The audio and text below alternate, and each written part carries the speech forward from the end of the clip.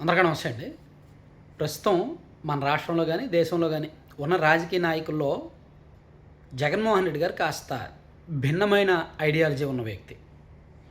ఆయన political thoughts అన్నీ కూడా రాజకీయ విధానాలు కావచ్చు, పొలిటికల్ ఐడియాలజీ కావచ్చు, కొంచెం భిన్నంగా ఉంటుంది. సో అవి వర్కౌట్ అయితే 2019లో ఉంటుంది, వర్కౌట్ కాకపోతే 2024లో ఉంటుంది. చాలా సింపుల్.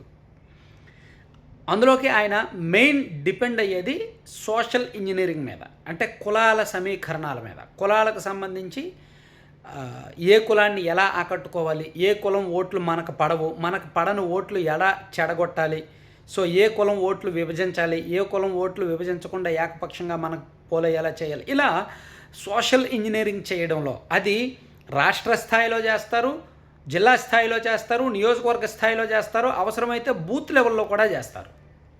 ఎందుకంటే 2019 ఎన్నికలకు ముందు ఐపాక్ అంటే ప్రశాంత్ కిషోర్ గారు జగన్మోహన్ రెడ్డి గారికి ఇచ్చిన అతిపెద్ద గిఫ్ట్ ఏంటంటే, బూత్ లెవెల్లో మన రాష్ట్రంలో ఉన్న పోలింగ్ బూత్లు దాదాపుగా మన రాష్ట్రంలో సుమారుగా ఒక 43-44 వేల పోలింగ్ బూత్లు ఉంటాయండి. ఇలా బూత్ వైజ్ ప్రతి బూత్కి కూడా ఏ కమ్యూనిటీ ఎక్కువ ఓట్లు ఉంటాయి, సో ఏ కమ్యూనిటీ రాజకీయ పెత్తనం ఉంటుంది. చాలా జాగ్రత్తగా వినాలి. కమ్యూనిటీ ఎక్కువ ఓట్లు ఉండడం వేరు, రాజకీయ పెత్తనం ఉండడం వేరు. చాలా ప్రాంతాల్లో ఎస్సీ ఓట్లు ఒక 90 ఉండి, రెడ్డీసో లేదంటే కమ్మాసో లేదంటే కాపులో లేదంటే అదర్ కమ్యూనిటీస్ వాళ్ళు ఒక 10 ఉన్నా ఖచ్చితంగా డామినేషన్ ఉంటుంది. అలాగే కొన్ని ప్రాంతాల్లో బీసీ ఓట్లు ఒక 90-95 ఉండి, అదర్ కమ్యూనిటీస్ ఓట్లు ఒక 5-10 ఉంటే డామినేషన్ ఉంటుంది.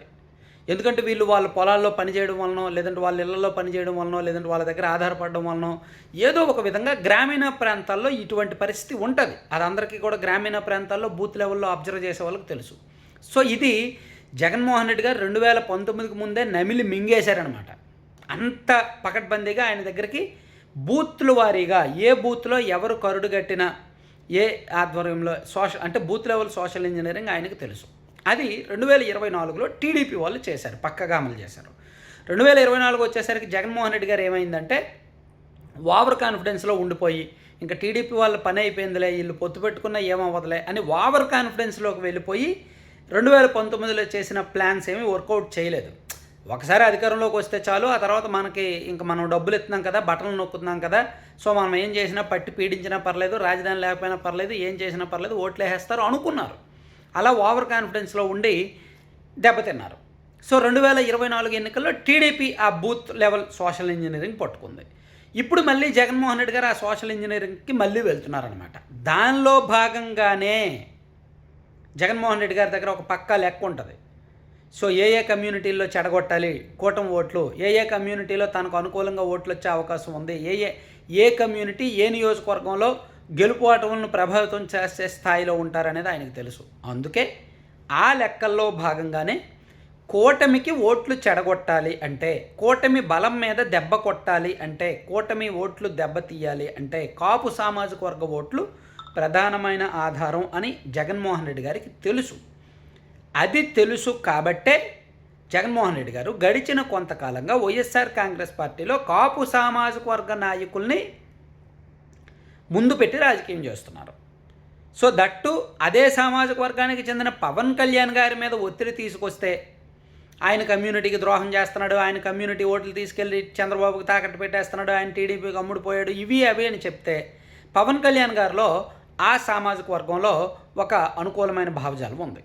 సో ఆ సామాజిక వర్గాన్ని ఒక మంచి నాయకుడు దొక్కెళ్ళని ఒకప్పుడు ఉండేది, ఇప్పుడు కాస్త తగ్గుతుంది. దాన్ని వైసీపీ వాళ్ళు మరింత విస్తృతంగా వాడుకొని కాపుల ఓట్లు కూటమికి పడకూడదు, సో వీళ్ళు పొత్తు పెట్టుకున్నా సరే, వచ్చే ఎన్నికల్లో పొత్తులో ఉన్నా సరే వీళ్ళకి ప్రధానమైన బలంగా ఉన్న కాపుల ఓట్లు వీళ్ళకి పడకూడదు. అలా పడకూడదంటే ఏం చేయాలి అనే దానిలో భాగంగా ఇవన్నీ చేస్తున్నారు. ఎక్కడ ఏ చిన్న అవకాశం దొరికినా అది సామాజిక వర్గాన్ని రెచ్చగొట్టడం, అండ్ వైసీపీలో ఉన్న కాపు సామాజిక వర్గ నాయకుల చేత పవన్ కళ్యాణ్ గారిని టార్గెట్ చేయించడం, వైసీపీలో ఉన్న కాపు నాయకుల్ని పదే మీటింగులు పెట్టించి పవన్ కళ్యాణ్ గారిని తిట్టించడం, ఇలా రకరకాల ఎత్తుగాళ్ళు వేస్తున్నారనమాట.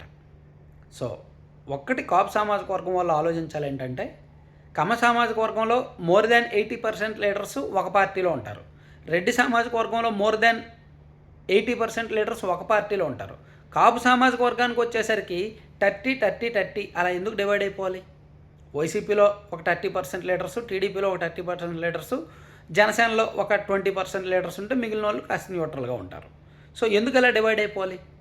సో కమ్యూనిటీ యూనిటీ లేకపోవడం వల్లనే బహుశా ఈ పరిస్థితులేమో. మొత్తానికి జగన్మోహన్ రెడ్డి గారి సోషల్ ఇంజనీరింగ్ అయితే ఇప్పుడు ఈ పీక్స్కి చేరిందనమాట. చూడాలి ఎక్కడి వరకు వెళ్తుంది ఇంకా అనేది. Thank you.